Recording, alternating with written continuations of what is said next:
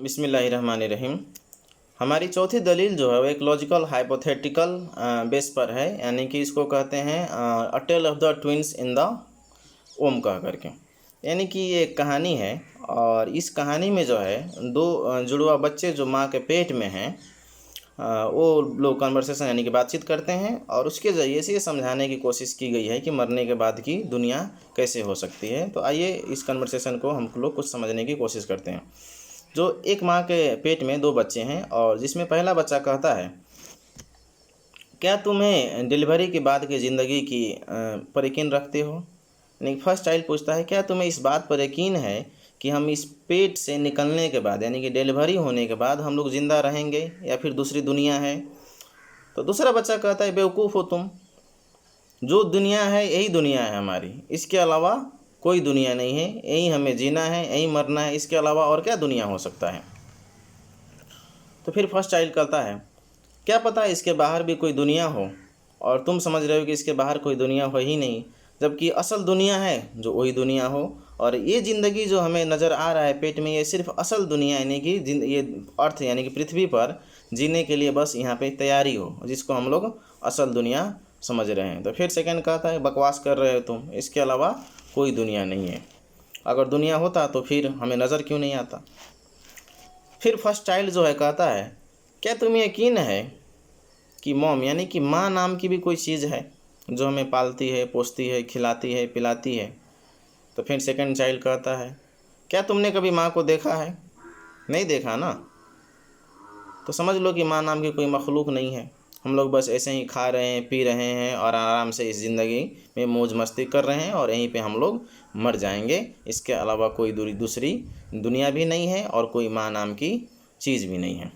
फिर first child कहता है, मुझे लगता है कि बाहर की दुनिया जो है इससे बड़ी होगी और बेहतर होगी। तो फिर सेकंड चाइल्ड कहता है कि बिल्कुल ही तुम पागल हो चुके हो। एक बात बताओ कि आज तक जो बच्चा भी इस पेट से बाहर गया, क्या कभी वो पेट में वापस आया। नहीं आया ना।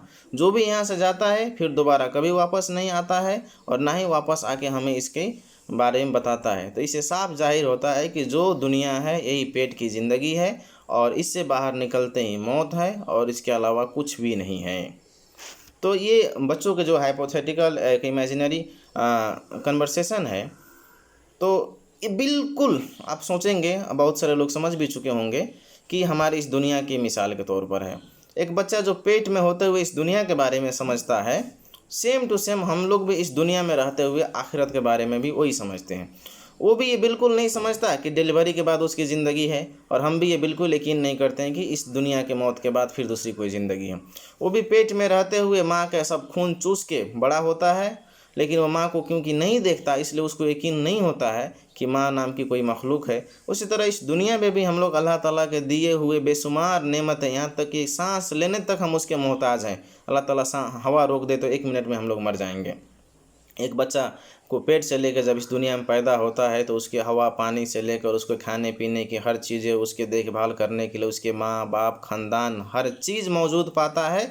और उसके बावजूद क्योंकि वो अल्लाह ताला को नहीं देखता है तो वो समझता है कि अल्लाह ताला है ही नहीं, बस मैं ऐसे ही पैदा हो गया और पैदा होते ही ये सारी चीज़ें जो है अपने आप बन गई है। आप सूरज को देखिए, चाँद को देखिए, सूरज जो है थोड़ा सा भी अगर नीचे आ जाए, अल्लाह ताला उसको थोड़ा सा नीचे कर दे तो दुनिया जल के भाप हो जाए, थोड़ा सा ऊपर कर दे तो ठंड से ये सिकुड़ के मर जाए।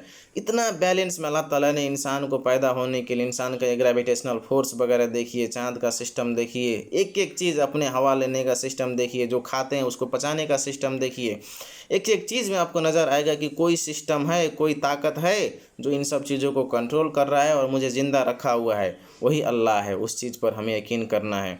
और जिस तरह एक बच्चा पेट को दुनिया को ही असल दुनिया समझता है और समझता है इसके अलावा कोई दुनिया है ही नहीं बड़ी दुनिया, उसी तरह इस दुनिया को, एक छोटी सी दुनिया को हम लोग समझते हैं कि यही दुनिया है, जबकि हकीकत में एक पेट की तुलना में इस दुनिया को देखिए कितनी बड़ी है। आखिरत की दुनिया जो है, आखिरत की ज़िंदगी जो है, इस ज़िंदगी से, इस दुनिया से कितनी बड़ी है, कितनी बड़ी है हम लोग सोच भी नहीं सकते हैं। तो इस मिसाल से जो है आप लोगों को कुछ बातें समझ में आई होगी, उम्मीद करते हैं।